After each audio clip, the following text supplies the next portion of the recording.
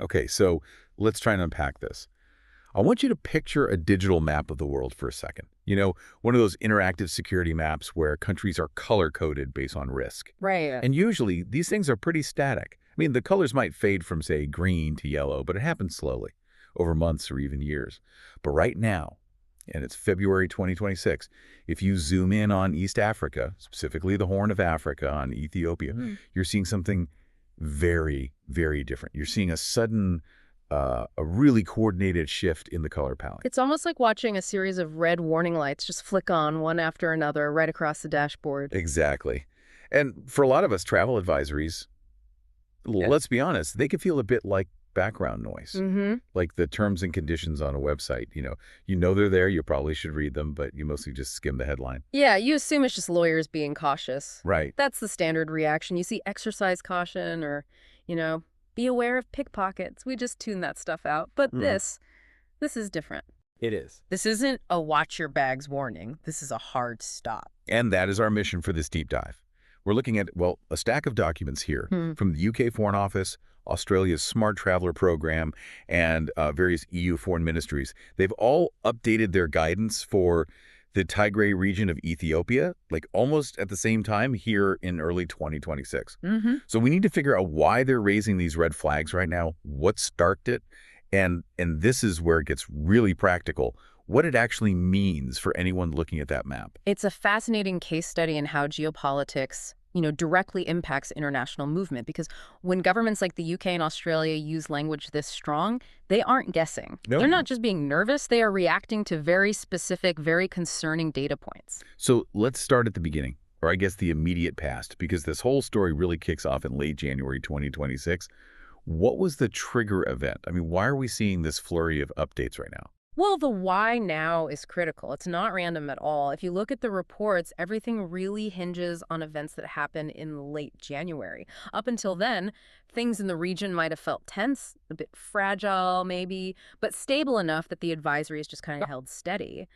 But that stability just shattered. And the sources mentioned renewed fighting. Exactly. We saw a resumption of active clashes between Ethiopian federal forces and the regional factions up in the north.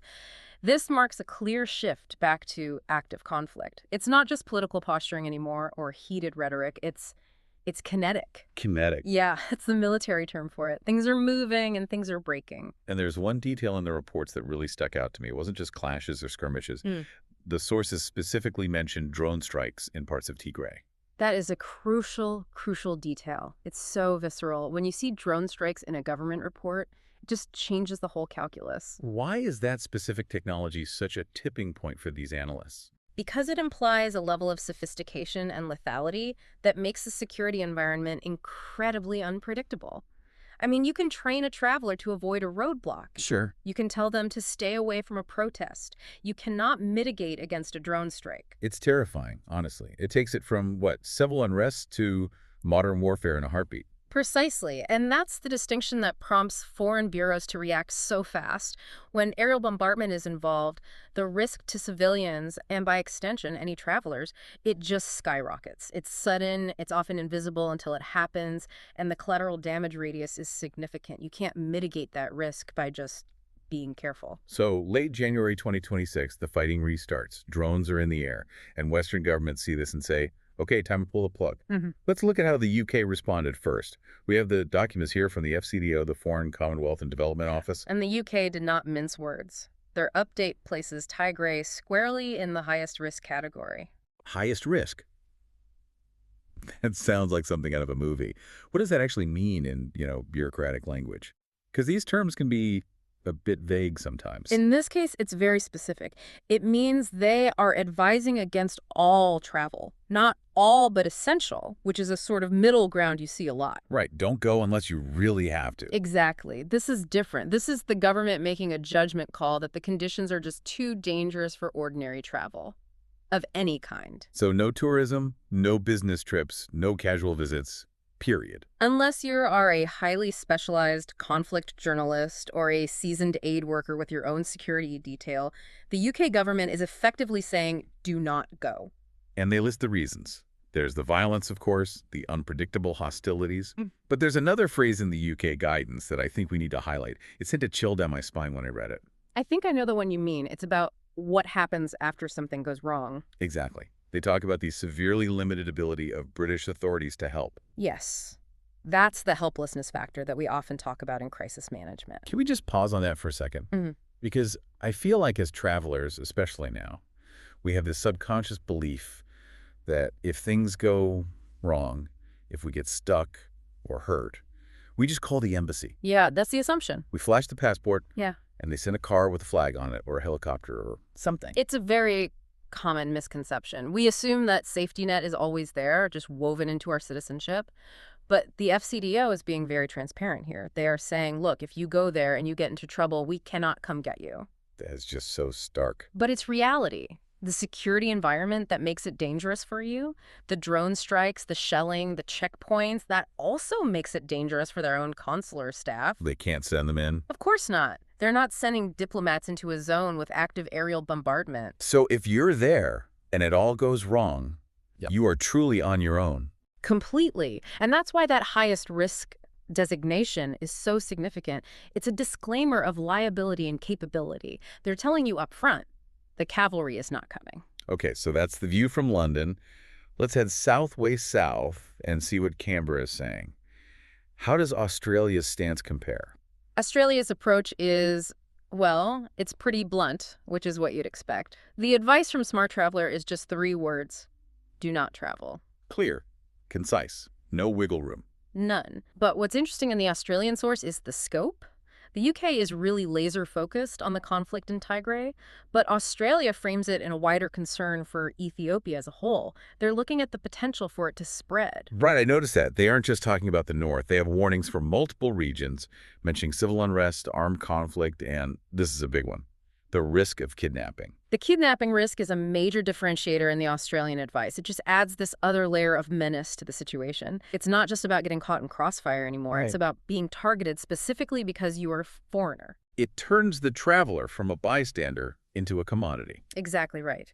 In unstable regions, kidnapping can become an industry, and the Australian government is flagging that risk very prominently. And they use a specific word to describe the situation that I think just captures the mood perfectly.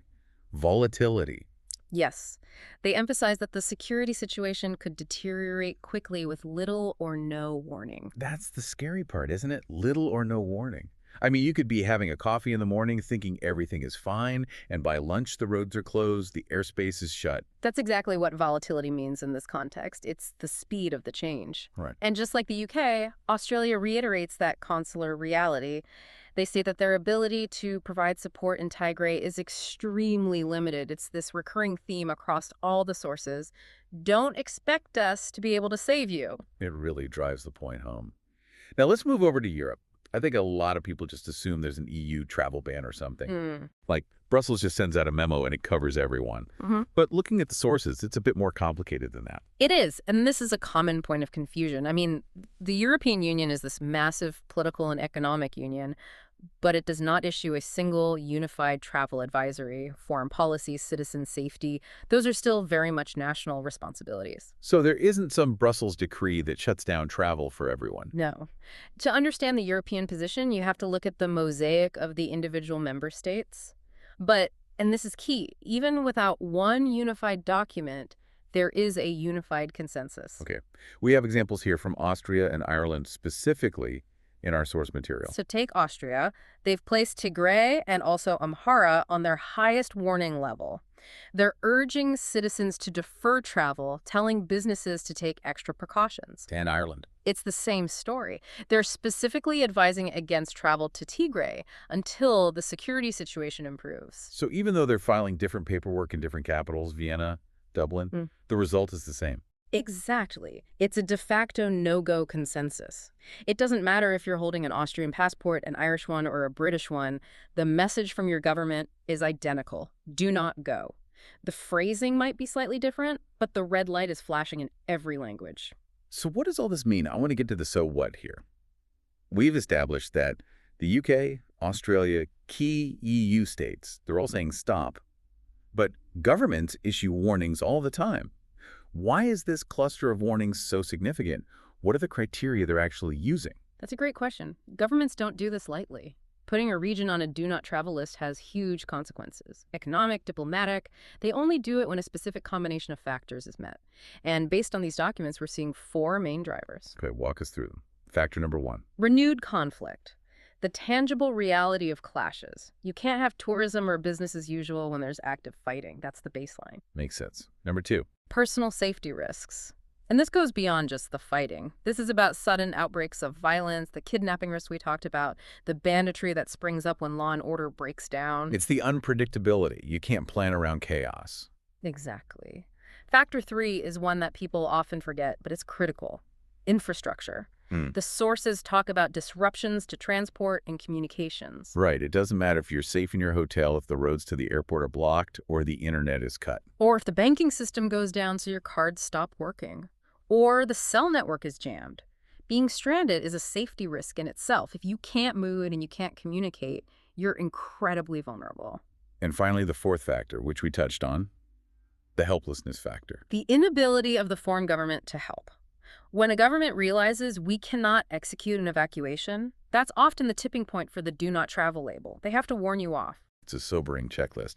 But I want to connect this to the listener's wallet for a second, because there are practical implications here beyond physical safety. Let's say someone is the adventurous type. We all know that person. They hear, do not travel, and think, well, I'm tough, I can handle it. That is a dangerous mindset. And not just physically, but financially. That mindset can bankrupt you. Why is that? Insurance. That is the big aha moment. Most standard travel insurance policies, the ones you buy with your flight, get through your credit card, have a clause, usually in very, very small print. I think I know where this is going. It says the coverage is void if you travel to a region that your government has officially designated as do not travel. Wow. So if you go to Tigray right now, ignoring the advisory, and you just trip and break your leg, nothing to do with the war, you could be paying for that entirely out of pocket. Very likely, yes. And let's say it's something really serious, a medical evacuation. Do you have any idea how much a private air ambulance from a conflict zone costs? I can't even imagine. You are looking at tens of thousands, sometimes over $100,000. Upfront. Cash. Because your insurance company will look at the advisory, look at your location, and just deny the claim. That's a massive risk. And I assume the industry reacts to this too. Airlines, tour operators. Oh, absolutely. Airlines monitor these risk levels so closely. It's not just about passenger safety. It's about their own liability, their own insurance. If the risk gets too high, the premiums for their crews and aircraft just skyrocket. So you should stop flying there. They might reduce flights or cancel routes entirely. Tour operators will almost certainly cancel trips to avoid the liability. So even if you wanted to go, the whole logistics network that gets you there is just dissolving. It's like the infrastructure of travel just evaporates. It just disappears around you. The map doesn't just change color. The roads effectively disappear. So let's talk directly to you, our listener. Maybe you had plans. Maybe you're a journalist, an aid worker, or just an adventurous tourist who had a trip booked for March 2026. What's the actionable advice? What should you be doing right now? First and foremost, check the most recent advisory from your specific government. We're recording this in early February, but these situations are so fluid. What's true today could be worse tomorrow. And check the specific wording right. Don't just glance at the headline. Yes. Drill down. Look for those keywords we discussed. Do not travel, highest risk, defer travel. If you see those words, you have a decision to make. And if they have tickets, a non-refundable booking. You have to seriously consider postponing or canceling non-essential travel. And I know non-essential is a vague term and nobody likes losing a deposit. But in this context, just put it on the scale. Weigh that deposit against the cost of a medevac or a kidnapping ransom or your life. That puts it in perspective. Unless you're going there to save lives. Unless you're going there to save lives and you have a professional security detail and satellite comms, your travel is almost certainly non-essential compared to the risks. And I imagine staying informed is just absolutely key. Vital. If you are already in the region or if you absolutely must travel, you need to be glued to local news and official channels. Register with your embassy, even if they can't come get you. At least they know you exist. Because things can change that fast. Security situations like this, with drone strikes, militia clashes, they can shift in minutes, not days. A road that is open at 9 a.m. might be a combat zone by 10. It really is a situation where knowledge is safety. It is. Ignorance in a high-risk zone is a luxury you just cannot afford. So, to recap what we've covered today, we're seeing this coordinated, high-level warning from the UK, Australia, and EU nations about the Tigray region of Ethiopia. This was all triggered by renewed clashes and specifically those drone strikes in late January 2026. Right. That was the catalyst. And the consensus from the international community is crystal clear. Do not travel. The risk of violence is high, the infrastructure is shaky, and maybe most importantly, your government has told you they can't get you out. It's a stark reminder of how quickly the world can change. One month, you're planning a trip to see historic sites. The next, the airspace is closed and the diplomats are pulling back. It connects back to that idea of volatility. We live in a world that feels so accessible, you know?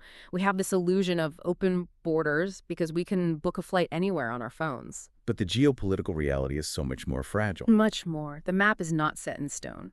And that brings me to the thought I want to leave our listeners with today. We often move through the world assuming there's a safety net beneath us, that our passport is a shield, that our embassy is just a phone call away. But as we've seen here, that safety net is not permanent. It can vanish in an instant. It raises a really profound question. In an era of drone warfare and rapid conflict escalation, how quickly does accessible become forbidden? And are we prepared to accept that there are places on the map where, despite all our technology and connectivity, we simply cannot go? Something to mull over the next time you're browsing flight deals. Stay curious, everyone, but more importantly, stay safe. Indeed. Yeah. Stay safe. We'll catch you on the next deep dive.